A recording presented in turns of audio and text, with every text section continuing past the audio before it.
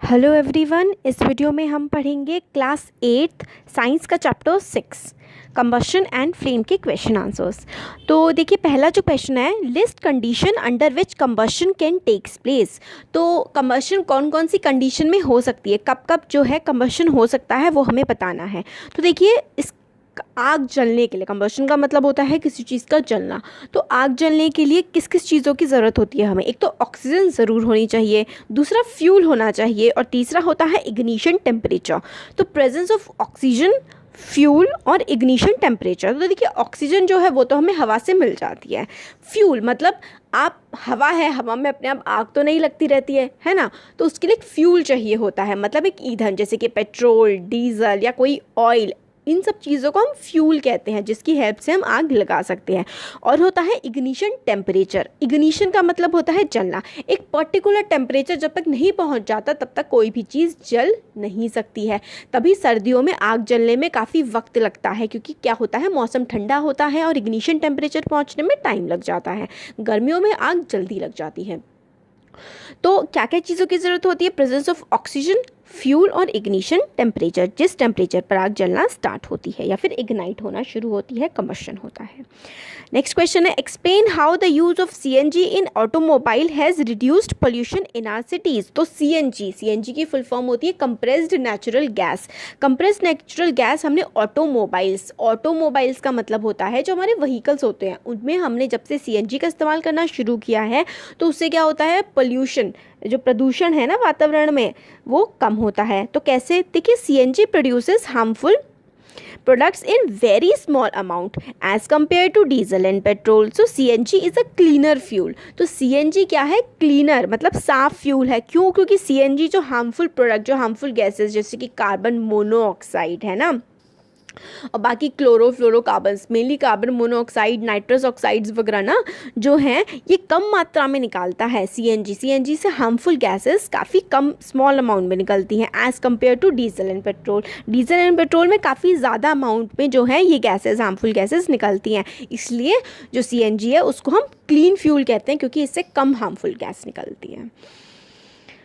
अब next question हमारा आता है, compare LPG and wood as fuel. तो एलपीजी को हम would say, liquefied petroleum gas होता है एलपीजी का, जो हम लोग सिलेंडर में इस्तेमाल करते हैं ना, वो लिक्विफाइड पेट्रोलियम गैसेस के सिलेंडर होते हैं हमारे। और वुड, लकड़ी भी फ्यूल है। फ्यूल कोई भी चीज़ जिससे आग जल सकती है, तो लकड़ी भी फ्यूल है, एलपीजी फ्यूल है। हमें इन दोनों को कंपेयर करना है। तो LPG, it is a gaseous fuel. तो एलपीजी क्या है? एलपीजी गैसियस फ्यूल है, मतलब गैस का फ्यूल है। और वुड क्या है? वुड तो सॉलिड होता है ना, हम लोग उसे हाथ में पकड़ सकते हैं, तो ये सॉलिड फ्यूल है। नेक्स्ट पॉइंट देखते हैं, it has high calorific value, और वुड में कैलोरीफिक वैल्यू लो होती है। तो कैलोरीफिक वैल्यू आप ऐसे समझ सकते हैं कि कितनी क्षमता है किसी चीज़ को, मतलब फ्यूल में कितनी एफिशिएंसी है, फ्यूल में कितनी क्षमता है कि वो आग को जला सकता है, तो वही उसकी कैलोरीफिक वैल्यू होती है। तो एलपीजी में ज़्यादा क्षमता होती है एनर्जी प्रोड्यूस करने की, और वुड में एनर्जी प्रोड्यूस करने की कैपेसिटी कम होती है। तो इसकी वुड की लो कैलोरीफिक वैल्यू हमारी होती है। नेक्स्ट आता है, इट डज नॉट लीव्स और रेसिड्यू। देखिए, रेसिड्यू का मतलब होता है कोई भी चीज़ जो बच जाती है ना, जैसे कि आपने लकड़ी जलाई, तो लकड़ी जलाने के बाद लकड़ी के कुछ टुकड़े राख बन करके बच जाते हैं और कुछ कोयले में भी कन्वर्ट हो जाते हैं, है ना, मोटे मोटे गट्ठे जो रहते हैं। तो इसमें वुड में तो it leaves residue after combustion, तो वुड में होता है। मगर एलपीजी में कोई भी रेसिड्यू, नो रेसिड्यू, तो पोल्यूशन भी हमारा फिर कम ही होगा, है ना। तो एलपीजी में it does not leave a residue after combustion. LPG it is expensive. LPG expensive होती है, थोड़ी महंगी होती है। और वुड क्या होता है? चीप होता है, क्योंकि आप पेड़ की टहनियाँ तोड़ करके ला सकते हो, है ना, तो ये चीप पड़ता है। LPG it has low ignition temperature. Low ignition, देखिए इग्निशन टेम्परेचर का मतलब है जिस टेम्परेचर में कोई चीज़ जलना शुरू हो जाती है। तो एलपीजी जो है आप ठंडी जगह में भी जल्दी से जला सकते हैं। क्यों? क्योंकि इसका इग्निशन टेम्परेचर कम है, ये फटाफट से जल जाती है। और हाई इग्निशन टेम्परेचर, वुड को जलाने में काफ़ी वक्त लगता है एक पर्टिकुलर टेम्परेचर तक इसे पहुँचने में। अब नेक्स्ट पॉइंट आता है, it does not produce smoke. LPG में कोई भी धुआं नहीं निकलता है, और वुड में तो बहुत धुआं निकलता है ना। Wood produces smoke, LPG does not produce any smoke. अब give reason. Water is not use to control fire involving electrical equipment. तो water is not use to control fire, मतलब वाटर आप तब इस्तेमाल नहीं कर सकते हैं जब फायर किसकी वजह से लगी हो, इलेक्ट्रिक इक्विपमेंट। मान लीजिए जैसे कि शॉर्ट सर्किट हो गया, अगर आपके घर में जैसे शॉर्ट सर्किट हो गया है और जैसे कि मान लीजिए किसी का ही ट्रांसफार्मर में से आग निकल रही है, तो आप कभी भी उसमें पानी नहीं फेंकेंगे। Why? Because water may harm those trying to save fire, क्योंकि water is a good conductor. Water good conductor of electricity होता है। वाटर से जो है इलेक्ट्रिसिटी कंडक्ट हो जाती है। तो अगर इलेक्ट्रिकल इक्विपमेंट में आग लगी हुई, आप उसमें पानी फेंकेंगे तो आप भी उस इलेक्ट्रिसिटी का शॉक आपको लग सकता है। तो कभी भी पानी का इस्तेमाल नहीं किया जाता इलेक्ट्रिकल इक्विपमेंट में आग लगती है, तो तब रेत का या फिर कार्बन डाइऑक्साइड से आग को बुझाया जाता है। नेक्स्ट आता है LPG is a better domestic fuel than wood. LPG domestic fuel मतलब घर पर इस्तेमाल करने के लिए, फ्यूल का मतलब जिससे आप लोग आग जला सकते हैं, है ना। तो एलपीजी ज़्यादा बेटर है घर पे यूज़ करने के लिए, क्योंकि एलपीजी क्लीनर फ्यूल है वुड से, क्योंकि इसमें धुआं नहीं निकलता, तो हमारी हेल्थ को नुकसान ही नहीं पहुंचाता। Because LPG is a cleaner fuel than wood, इसलिए हमें एलपीजी का इस्तेमाल करना चाहिए। अब नेक्स्ट आता है paper by itself catches fire easily whereas a piece of paper wrapped around an aluminium pipe does not. तो पेपर अगर अकेला हो तो वो आराम से कैच कर लेता है फायर को, एकदम कागज़ में आग लग जाती है। मगर अगर पेपर रैप हो, लिपटा हुआ हो एक एल्यूमिनियम पाइप के ऊपर, तब वो कैच नहीं करता फायर को। तो ऐसा क्यों है भाई? बिकॉज इसका आंसर है because it takes more time to reach its ignition temperature. तो देखिए अगर पाइप है ना एल्यूमिनियम पे, तो एल्यूमिनियम एक तरह से ठंडा रहता है, तो उसके ऊपर अगर क्या है कागज़ लगा हुआ है, तो इग्निशन टेम्परेचर, क्योंकि अगर कागज़ जलेगा तो एल्यूमिनियम भी थोड़ा गर्म होगा, तो उसको गर्म होने के लिए इग्निशन टेम्परेचर ज़्यादा चाहिए होता है, और पेपर को जलाने के लिए इग्निशन टेम्परेचर कम चाहिए होता है, इसलिए पेपर आसानी से जल जाता है। नेक्स्ट क्वेश्चन है make a labelled diagram of a candle flame. एक कैंडल की फ्लेम का लेबल डायग्राम आपको बनाना है, तो वो आप लोग बना सकते हैं ऐसे करके। देखिए जैसे कि कैंडल फ्लेम है, फिर इग्निशन टेम्परेचर यहाँ पे कम होता है, यहाँ पे थोड़ा ज़्यादा होता है, और यहाँ पे सबसे ज़्यादा इग्निशन मतलब जो हीट होती है ना, हीट जो है, हीट सबसे ज़्यादा यहाँ पे होती है। ऐसे करके आप बना सकते हैं फ्लेम का डायग्राम। सॉरी मैंने आपको प्रोवाइड नहीं कर पाई, आप लोग बना सकते हैं, आपकी बुक में भी अवेलेबल है। अब नेक्स्ट क्वेश्चन है name the unit in which the calorific value of a fuel is express. तो कैलोरीफिक वैल्यू जो होती है फ्यूल की, वो किलो जूल पर केजी है ना। तो किलो जूल पर किलोग्राम में आप इसको मेजर करते हैं कैलोरीफिक वैल्यू ऑफ फ्यूल। तो आपको जितनी न्यूमेरिकल्स वगैरह आएंगे जब, तो उसमें फ्यूल की जो है आपको यूनिट लिखनी पड़ती है। तो फ्यूल की यूनिट होती है किलो जूल पर के जी, ऐसे करके आप लोग लिखेंगे जो फ्यूल है उसकी कैलोरीफिक वैल्यू। अब नेक्स्ट आता है explain how carbon dioxide is able to control fire. Carbon dioxide किस तरीके से फायर को कंट्रोल करने के हमारे काम आती है, तो वो हमें एक्सप्लेन करना है, बताना है। तो देखिए ये हो जाएगा carbon dioxide is the best extinguisher. Carbon dioxide being heavier than oxygen covers the fire like a blanket. Since the contact between fuel and oxygen is cut off, the fire is controlled. तो देखिए carbon dioxide काफ़ी अच्छा extinguisher है। Extinguish करना मतलब गायब कर देना, जो मतलब फायर को गायब कर देता है। कार्बन डाइऑक्साइड क्यों कर देता है, कैसे कर देता है? क्योंकि देखिए कार्बन डाइऑक्साइड हैवी होता है, भारी होता है ऑक्सीजन से।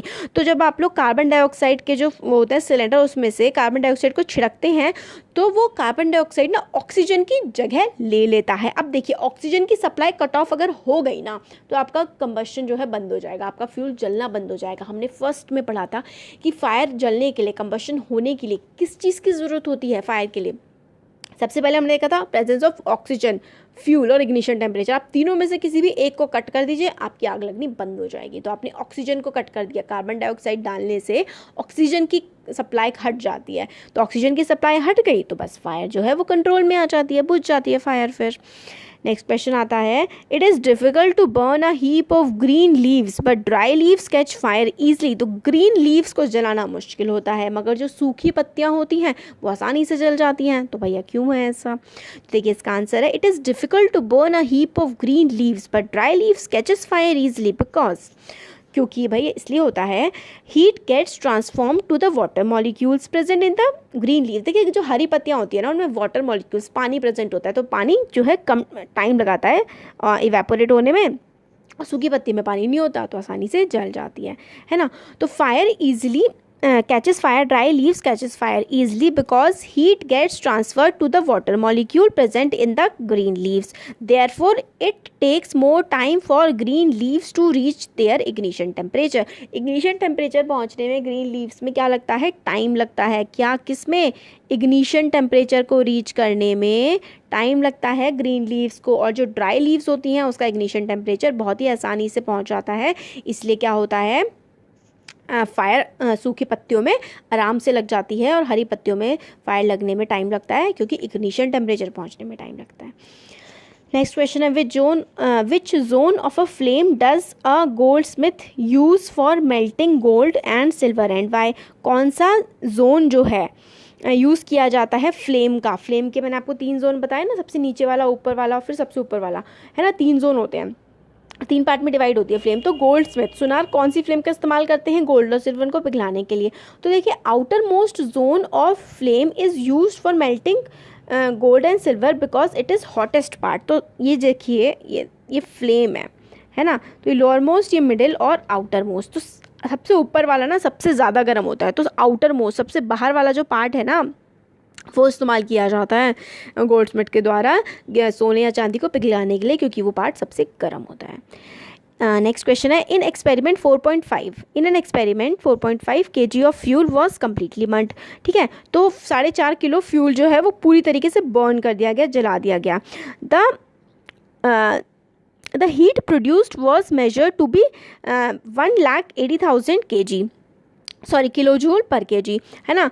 तो इतनी जो हीट है वो जनरेट हुई जब हमारा 4.5 किलो फ्यूल जो है बर्न हुआ था. Calculate the calorific value of fuel. तो कैलोरीफिक वैल्यू निकालने के लिए हम क्या करेंगे, जो हम लोगों को हीट मेजर किए हैं हमने 1,80,000, देखिए 1,80,000 जो हम लोगों ने मेजर किया है ना, हमें बताई गई है कि इतनी जो है हीट प्रोड्यूस हुई है, कितने फ्यूल ने करी है, 4.5 kg फ्यूल ने करी है. इसको आप डिवाइड कर लीजिए. तो देखिए, पॉइंट हटाइए और एक और 0 बढ़ा दीजिए. अब आप किससे काट सकते हैं?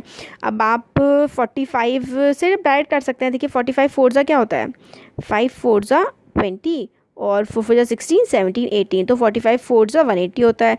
तो 45 4 180 कट गया और 1 2 3 4 है ना, 4 0 आप जो बचे हुए ऐसे ही लगा दीजिए, 1 2 3 4. तो ये हमारा हो गया सॉल्व. तो कैलोरीफिक वैल्यू ऑफ फ्यूल क्या हो गई, जितना भी जो फ्यूल है, जो मतलब फ्यूल की हीट जो प्रोड्यूस हुई है आप उसे ऊपर लिखिए, और कितना अमाउंट था उसका फ्यूल का वो आप नीचे लिखिए डिवीजन में, उन दोनों को डिवाइड कर दीजिए. तो आंसर आपका आ जाएगा और यूनिट आ जाएगी किलो जूल पर केजी. आपकी कैलोरीफिक वैल्यू की यूनिट आ जाएगी और इस तरीके से आप सॉल्व कर सकते हैं. अब नेक्स्ट है, can the process of rusting be called combustion. Discuss rusting के प्रोसेस को. रस्टिंग का मतलब होता है जंग लगना. जंग लगने को आप क्या कंबशन कह सकते हैं? तो भाई नहीं कह सकते. नो, बिकॉज द रस्टिंग, तो देखिए no because the rusting in rusting heat and light are not produce. तो रस्टिंग में क्या होता है, रस्टिंग में क्या होता है, जंग ही तो लगता है, ना ही हीट और ना ही लाइट जो है इस प्रोसेस में प्रोड्यूस होती है. इसलिए कंबशन को हम लोग क्या कहेंगे, सॉरी रस्टिंग ऑफ आयरन को या फिर रस्टिंग के प्रोसेस को कंबशन नहीं कह सकते हैं. नेक्स्ट आता है हमारा define flame. How many zone are there in a flame, name them. Flame को डिफाइन करना है, फ्लेम क्या होती है और कितने उसमें जोन होते हैं वो बताने हैं और उनका नाम बताना है. तो flame is a gaseous zone of combustion. जो गैस वाला पार्ट होता है ना कंबशन के प्रोसेस का, उसको हम फ्लेम कहते हैं. फ्लेम हैज़ 3 जोन्स, 3 पार्ट होते हैं. They are the dark zone, luminous zone and non luminous zone. तो देखिए, डार्क जोन एकदम अंधेरे वाला जो जोन होता है फ्लेम का, एक होता है ल्यूमिनस जोन, ल्यूमिनस मतलब लाइट वाला जोन, और एक होता है बिना लाइट वाला जोन, नॉन ल्यूमिनस जोन. तो ये 3 जोन हो गए फ्लेम के, और फ्लेम होती है gaseous zone of combustion. Next इसमें आता है question, right 2 differences between combustion and rusting. तो रस्टिंग है ना, रस्टिंग जंग लगना, और कंबशन के बीच में हमें 2 डिफरेंस अंतर बताने हैं, वो क्या होते हैं. तो combustion and rusting, oxidation of a fuel. Combustion क्या होता है, ऑक्सीडेशन होता है इसमें, फ्यूल मतलब ऑक्सीजन का इस्तेमाल करते हैं. रस्टिंग में भी होता है ऑक्सीडेशन ऑफ मेटल होता है. कंबशन में क्या होता है, फ्यूल का ऑक्सीडेशन होता है, और रस्टिंग में हमारा मेटल का ऑक्सीडेशन होता है. तो कंबशन में ऑक्सीडेशन ऑफ फ्यूल और रस्टिंग में ऑक्सीडेशन ऑफ मेटल. और कंबशन में evolution of heat and gas, और रस्टिंग में तो ऐसा कुछ होता नहीं है, तो no evolution of heat and gas. Combustion का प्रोसेस फास्ट होता है, काफ़ी तेज़ होता है, और रस्टिंग में तो काफ़ी टाइम लगता है, ये स्लो प्रोसेस है. फिर combustion can be stopped with water. तो पानी के हेल्प से आप कंबशन को रोक सकते हैं अगर इलेक्ट्रिसिटी का केस ना हो तो, अगर इलेक्ट्रिक इक्विपमेंट में ना लगाओ तो। और वाटर से तो क्या करता है, और बढ़ जाती है रस्टिंग, है ना। नेक्स्ट क्वेश्चन आता है, what are the properties of an ideal fuel. एक अच्छा फ्यूल, एक आइडल फ्यूल की क्या प्रॉपर्टीज़ होती हैं। तो इसकी प्रॉपर्टीज़ क्या होंगी, be cheap, readily available and easy to transport. तो चीप हो, सस्ता हो, आसानी से, रेडली अवेलेबल, आसानी से हम लोगों को मिल जाए, और ईजी टू ट्रांसपोर्ट मतलब आसानी से ट्रांसपोर्ट कर पाएँ। हाई कैलोरीफिक वैल्यू, इसकी कैलोरीफिक वैल्यू जो है मतलब जल जाए अच्छे से। And do not produced harmful gases और रेसिड्यू, और जहरीली गैसें भी प्रोड्यूस ना करे और कुछ छोड़े भी ना, रेसिड्यू भी ना छोड़े। Burning at a moderate rate, और मतलब ठीक ठाक तरीके से जो है वो बर्न भी ये हो जाए। Have ignition temperature little more than room temperature, और रूम टेम्परेचर से तो ज़्यादा इग्निशन टेम्परेचर हो, ऐसा ना हो कि भाई रूम में जलना शुरू हो जाए, तो उससे ज़्यादा हो इग्निशन टेम्परेचर, ताकि हम लोग जैसे कि माचिस जला करके जला देते हैं ना, तो इस तरीके से जल जाए, ऐसा होना चाहिए एक आइडियल फ्यूल। अच्छा fuel, what are the types of combustion defined with one example each. Different type of combustion कौन कौन से होते हैं, उनके एग्जाम्पल देखिए, हमें सबके बताने हैं। तो डिफरेंट टाइप्स होते हैं, एक रैपिड कंबशन हो गया, देखिए यहाँ पे ये हो गया रैपिड कंबशन, स्पॉन्टेनियस कंबशन, और हमारा हो गया एक्सप्लोजन। ये 3 टाइप होते हैं कंबशन के, RAPID, रैपिड कंबशन। तो burning of fuel rapidly to produce heat and light, एकदम से जो फ्यूल जो है रैपिडली बर्न हो जाता है और हीट और लाइट प्रोड्यूस हो जाती है, उसको हम लोग रैपिड कंबशन ऑफ फ्यूल कहते हैं। एग्जाम्पल, बर्निंग ऑफ LPG, एकदम से बर्न हो जाता है ना LPG, हम लोग जैसे ही गैस का सिलेंडर खोलते हैं आग जल जाती है। तो बर्निंग ऑफ फ्यूल रैपिडली, एकदम से, और हीट और लाइट प्रोड्यूस हो जाए, जैसे कि बर्निंग ऑफ LPG जिसे हम बोलते हैं। स्पॉन्टेनियस कंबशन, तो देखिए in this combustion in which a material suddenly burst into flame without the application of any apparent cause। तो मतलब एकदम से स्पॉन्टेनियस, कोई अपरेंट कॉज ना हो, कोई भी हम लोगों ने आग नहीं जलाई, माचिस नहीं जलाई, और अपने आप ही एकदम से क्या हो जाए, मटेरियल बर्न करना स्टार्ट हो जाए फ्लेम में। Combustion in which material suddenly burn into flame without the application of any apparent cause, बिना कुछ किए वो जलना शुरू हो जाए, तो हो गया burning of phosphorus in the room temperature. तो फॉस्फोरस को हम पानी में रखते हैं ना, ताकि वो मतलब जले ना, क्योंकि उसका इग्निशन टेम्परेचर बहुत ज़्यादा होता है, मतलब इग्निशन टेम्परेचर बहुत ही कम होता है, सॉरी, एकदम से अपने आप से जलना शुरू हो जाता है। तो अपने आप से जो चीज़ें जलनी शुरू हो जाती हैं तो उसको हम स्पॉन्टेनियस कंबशन कहते हैं। एक्सप्लोजन, तो कोई चीज़ फट जाना, उसे हम एक्सप्लोजन कहते हैं। तो explosion, a sudden reaction that takes place with the evolution of heat and light and sound. Evolution में हम साउंड भी देखते हैं। Burning of crackers, fire crackers होते हैं ना पटाखे, वो जो एकदम से फट जाते हैं, तो उसको हम एक्सप्लोजन कहते हैं। तो sudden reaction that takes place, एकदम से फटक सा रिएक्शन होता है विद द इवोल्यूशन, देखिए यहाँ पे लिखा है sudden reaction that take place with the evolution, मतलब बाहर निकलना, of heat and light and sound, और साउंड का भी आना। बर्निंग ऑफ फायर क्रैकर, तो एक्सप्लोजन होता है फायर क्रैकर की बर्निंग से। नेक्स्ट आता है, what are the inflammable substance, give example. Inflammable substance क्या होते हैं, उसका एग्जांपल देना है। तो the substance that catches fire easily are inflammable substance. Substance have low ignition temperature and hence catch fire easily. Example, petrol, alcohol, LPG। तो ऐसे substance जो बहुत ही जल्दी जो है फायर पकड़ लेते हैं, ऐसे सब्सटेंस को इन्फ्लेमेबल सब्सटेंसेस कहते हैं, और उनका जो है इग्निशन टेम्परेचर ना काफ़ी ज़्यादा कम होता है, और वो इसलिए फायर एकदम से पकड़ लेते हैं। तो एग्जांपल क्या हो गए इसके, पेट्रोल, अल्कोहल और LPG इसके एग्जांपल हो गए। तो ये हमारा चैप्टर का एक्सप्लेनेशन, सॉरी चैप्टर का नहीं, क्वेश्चन आंसर्स का एक्सप्लेनेशन कंप्लीट हो गया है। Thank you.